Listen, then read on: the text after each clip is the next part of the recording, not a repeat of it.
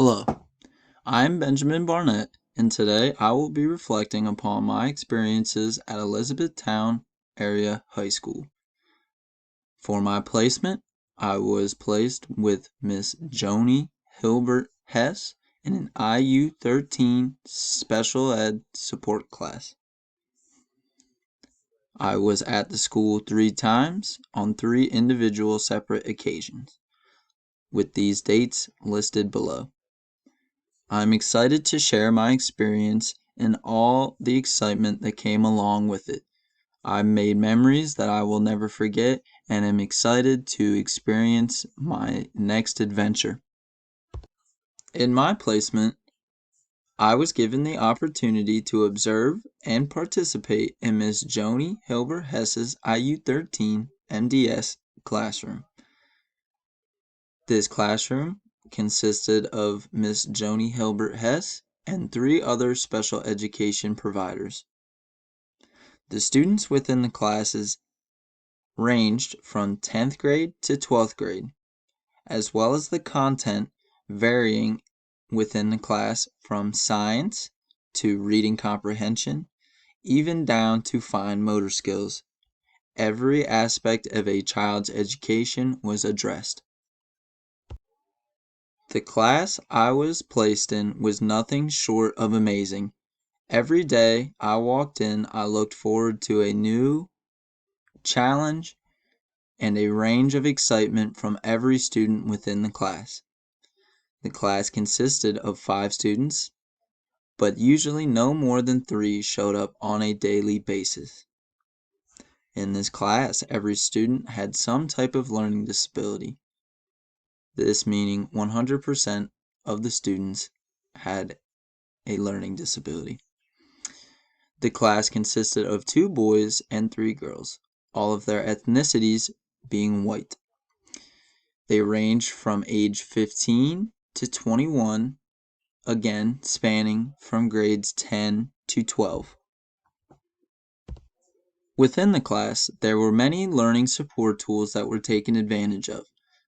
The first learning support tool that I encountered in the classroom was an iTalk switch device. This switch device provides a set of answers that a student will be able to press based on their decision. This ability to press an answer instead of say it verbally is most beneficial to students who struggle to speak or use words in a verbal fashion. The next learning support tool that I encountered was a picture book. And no, when I say picture book, not your 3rd grade Fantasyland abracadabra picture book. This picture book was used to identify specific items, objects, or feelings that a student may encounter on a daily basis. The book provides an easy way for students to communicate what they need, want, or have to do. With a book like this, it then becomes very easy for a student who is struggling to alert a service provider to what he or she may need. One of the best learning support tools that I've come across to this day is a smart board. This board allows providers to share electronic information such as YouTube, PowerPoints, etc. with ease to the entire class. Being able to present information in a fun and interesting way to a large group is especially helpful. One of the simplest but yet most effective learning support tools that I've encountered is books with enlarged text. This is great for a classroom where learners may not have the best eyesight. This large text makes comprehension of words visually easier for a reader. Also, books become much more conducive for students to follow along when being read to, as the words are this much bigger. And most importantly, students enjoy reading these books. So getting a student's enjoyment as well as incorporating a lesson is the best thing for a student. My last learning support tool that I encountered was the all-important iPad. An iPad is a great multi-purpose tool for every and all educators. You can almost call it the Swiss Army knife of education. Personally, I observed an iPad in class for one pupil who was especially hard of hearing. This student had headphones plugged into the iPad and was listening to what was happening in the room with amplified sound to make it easier for he or she to be able to hear the lesson and what was going on around them. Although this is just one way of using this great educational device, there is a plethora of other uses and ways to take advantage of this great technology in our educational. In the special education classroom, there were materials created to adapt the room to make it most inclusive for all students while keeping them safe. One of the adaptations I found to be most useful was the use of foam pool noodles. While this sounds very, very cost effective, it works like a charm. The use of pool noodles cut to cover sharp edges and corners keeps students safe that may not be able to move about the room as easily as others. Preventing this kind of thing before it even happens is the kind of knowledge that needs to go into every special education room as to prevent accidents before they ever occur. An old school tool in special education is simply a radio. In Miss Hilber Hess's class, after a long session, radio would play or certain modern songs would play to help students adjust to their new tasks.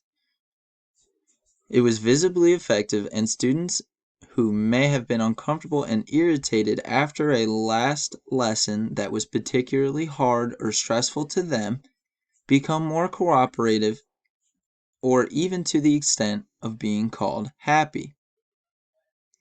To me, being able to affect a student's learning attitude so greatly is a very effective tool in the special education classroom. Another created material I observed in the special education classroom was one that was rather simple. For one student specifically, finding a relaxing pastime or even something constructive to the student's motor skills was a very difficult task according to their support staff. At some point, a staff member realized that the student was very wrapped around the idea of placing small objects into bigger objects. From there, they devised to collect bottle caps and cut a hole in the lid of a coffee can to allow the student to practice his fine motor skills by placing these caps inside the coffee can.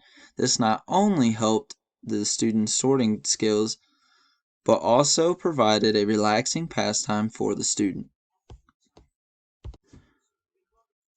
As a material created in Miss Hilber Hess's classroom, students were rewarded and given the option, based on their good behavior, to do a variety of fun activities, from playing on the iPads to using the swishes to listening to music to watching YouTube videos or even going into the gym. Students reacted very well to this type of encouragement. This is also often a good way for students to transition back into class after lunch, when usually they would receive their reward for the day prior. One student in particular used their time in the gym rolling a ball to a service provider. This not only helps them stretch and improve their muscles and joints, but also helps their hand-eye coordination as well as relieving a lot of stress from a very stressful day up to that point. Personally, the most adapted and most useful tool that I observed was a neck pillow with two switch devices attached to either side of the opening. This device, while it seems simple, was very useful to the student using it. For this pupil, it was easier for them to move their head and use their chin to hit the buttons on the left and right side attached to the neck pillow. They could use these buttons to either answer yes or no or any other combination of possible responses, but allowed the student to participate and be a part of the class at all times. My experience working with special needs individuals was semi-limited up until this amazing experience. In my senior year of high school, for 9 weeks, I was placed in a second grade classroom working with a special needs pupil. In these short 9 weeks, I not only felt as if me and the pupil had made great advancements in their education, but also a sort of bond that, for our designated time, we could learn and have fun doing it. Being that this student was already a social butterfly, I cannot take credit for their branching out, but I don't think without this extra support that they would have flourished as they did. This is what inspired me to become an educator. My impression of placement, and specifically Elizabethtown High School, could not be better. It was truly an honor to be able to observe and learn from some of the best educators I have witnessed. As I believed before, because of family and personal reasons, I believe that every student should be included, and everyone should have the same equal opportunity at a good education. This experience has greatly impacted me. I always believed that every student should be treated equally and get the same education, but now I want to personally be someone who ensures this happens, like Miss Hilbert Hess. One of the biggest questions I have now, with every student so different, where is the best place to begin trying to start education and even a healthy teacher-pupil relationship? In my classroom, I plan to incorporate planned transitions. This means that as a class, when we begin new material or a new subject, we will have some sort of stretch, song, or game to refresh and re-energize students. Overall, I had a great experience in my placement and would love to return. I am very excited for my placement and experiences in the future. I would like to thank Ms. Hilbert Hess and her staff at Elizabethtown Area High School for a great experience and something that I will never forget. They were absolutely true professionals in their work, and I commend them for the job that they do. I would like to thank you for taking the time out of your day to listen to this. Stay safe, wash your hands, and have a good day.